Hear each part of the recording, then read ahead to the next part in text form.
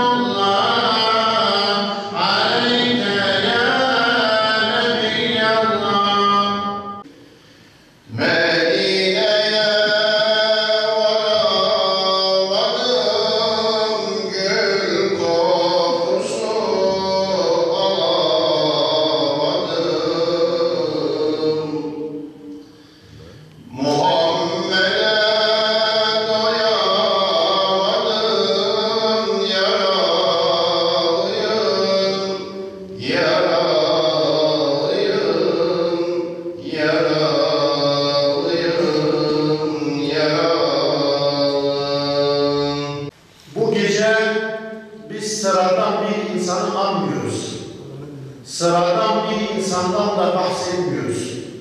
Bir aşiret reisinden, bir köy muhtarından, bir ilçe kaymakamından, bir devletin başbakanından, cumhurbaşkanından bahsetmiyoruz.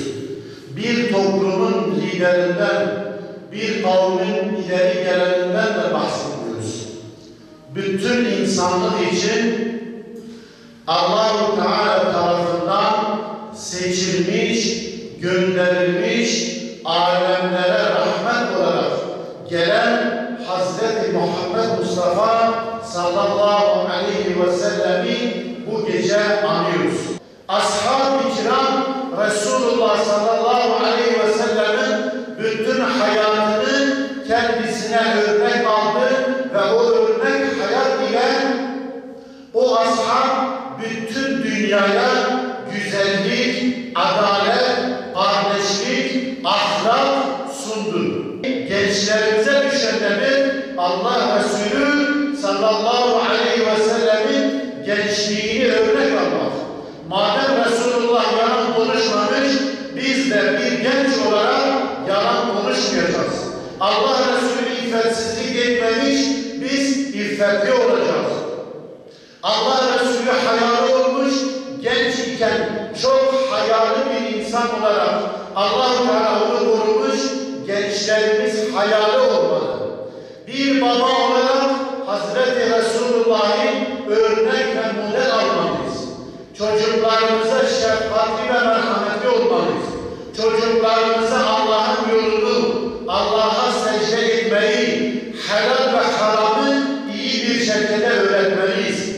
Yani bizim çocuğumuz büyüdüğü zaman helal lokma ile büyümeli, yalanı hiçbir şekilde kabul etmemeli, kimseyi aldatmamalı, kimseyi kandırmamalı, kimsenin kötü art niyetini hiçbir şekilde taşımamalıdır. Biz de sana sığınıyoruz, bizleri muhafaza eyle ya Rabbi. Allah'ım sen affedicisin, affetmeyi seversin, bizleri affeyle. Kalplerimizi doğru yola ilettikten sonra bir daha eğletme. Sen lütufkarsın, istediğini istediğine verersin. Bize dünyada da ahirette